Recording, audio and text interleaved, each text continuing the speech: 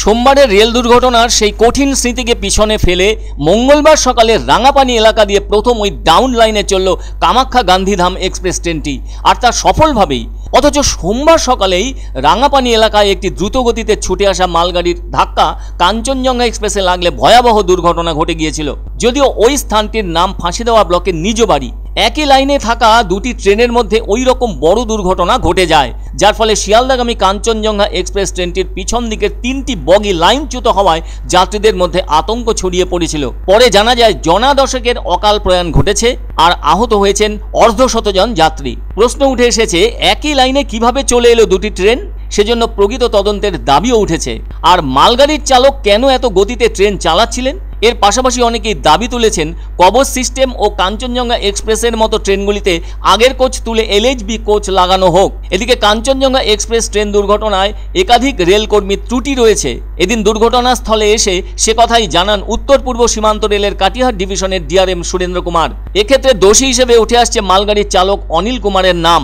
কিন্তু দুঃসংবাদ হলো ওই মালগাড়ির চালকও মহালোকে পাড়ি দিয়েছেন দুর্ঘটনার কারণে।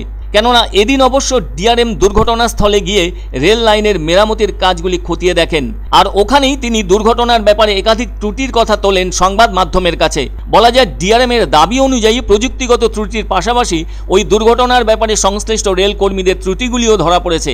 এদিকে রেল সূত্রে জানা যায় অটোমেটিক সিগন্যালিং বা স্বয়ংক্রিয় সিগন্যালিং ব্যবস্থা দীর্ঘ সময় ধরে কাজ করছিল না। সে কারণে ম্যানুয়াল সিগন্যালিং বা পেপার সিগন্যালিং এর মাধ্যমে পরিষেবা চালানো হচ্ছিল, যার একটি নথি থেকে সেটা স্পষ্ট হয়েছে মালগাড়ির চালক একটু সতর্ক থাকলে এত বড় দুর্ঘটনা ঘটতো না। সেক্ষেত্রে এটা স্পষ্ট হয়েছে যে তাতে রাঙাপানি স্টেশনের স্টেশন মাস্টার ডাউন লাইনে কাঞ্চনজঙ্ঘা এক্সপ্রেস দাঁড়িয়ে থাকার পরও মালগাড়িকে ওই একই লাইনে যাবার ব্যাপারে অনুমতি দিয়েছিলেন।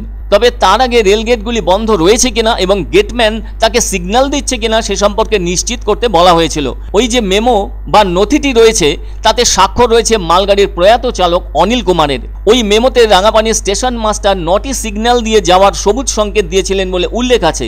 এদিকে ওই মেমোটি প্রকাশ্যে আসতেই রাঙাপানি স্টেশনের স্টেশন মাস্টার এবং মালগাড়ির প্রয়াত চালকের বিরুদ্ধে গাফিলতির অভিযোগ উঠেছে।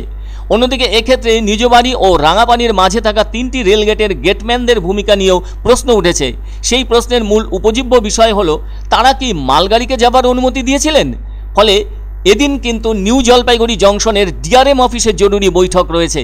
ফলে ওই বৈঠকে রেলওয়ে সেফটি কমিশনারের উপস্থিতিতে দুর্ঘটনা সম্পর্কে চলবে জিজ্ঞাসাবাদ।